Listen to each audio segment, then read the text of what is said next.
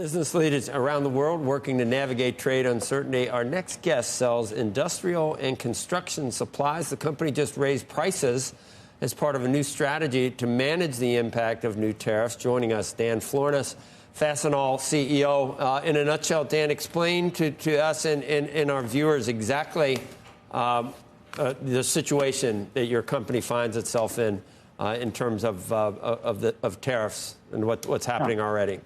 Well, most of the supply chains that come into this country come in from outside. And so we're in a situation where we've been actively engaging with our customer to inform them of what we're seeing when we're seeing it. One of the advantages we have is we provide a pretty good window of time for options to view into the future and see what products are coming in. Our biggest message to our customers: your supply chain has become more expensive, and let's look at options to manage that expense, to reduce that expense, to pivot to different sources. But as you mentioned in your lead-in, we have raised some prices, and that's in reaction to products that the costs have gone up on in the marketplace.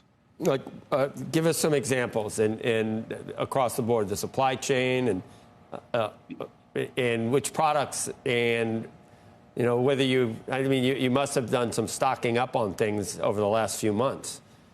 Well, we carry a meaningful amount of inventory. We carry about 4 months of inventory, so that gives us some flexibility. The place where we have adjusted prices initially has been stepping into, as inventory is turning, stepping into on some of the fastener side. On the non-fastener side, we really haven't done anything yet, and fasteners are about a third of our business. So we have raised some costs there. And we've continued the strategy we put in place about 5-6 years ago of moving a lot of our sourcing into a broader range of countries. Whereas when the tariffs came through in the 2017 and 2018 timeframe, we were much more skewed towards China and Taiwan. Tell me, what kind of moves have you made with Canada and Mexico? How much does that account? And you can ship things directly to customers in Canada and Mexico that would have previously been brought into the States?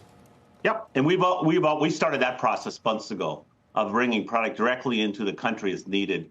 The challenge you have there is we sell hundreds of thousands of different SKUs, and identifying what you can bring in is a fairly limited exercise. But we've been bringing product into the west coast of Canada and the west coast of Mexico quite extensively in recent months to bypass that. The cost of doing that is it's a little bit more expensive, because logistically it's more expensive than bringing it in with all of our other shipments into the central United States and then moving it out from there. But it's a lot less than a 70% tariff getting added on to fasteners, for example. And let me ask you just an overall question, because I can feel it already from people like Elizabeth Warren and others.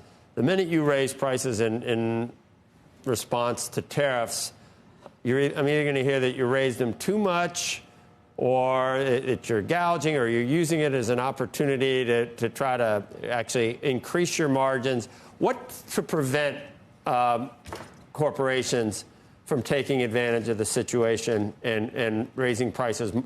Are you unable to do that because of competition, or because of your conscience, or what would prevent you, Fastenal, from adding a couple more percentage points in there on the price increases? Well, the best counter to that is a robust marketplace.